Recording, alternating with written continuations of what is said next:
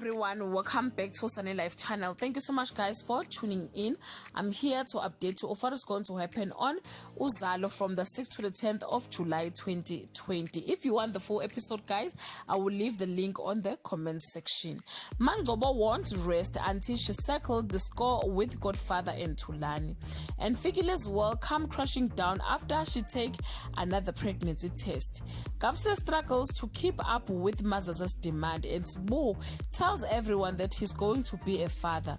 Zeketelo is kicked out of the house after she sides with her boyfriend Godfather instead of her family. And Fikile wrestles with her emotions after a new discovery.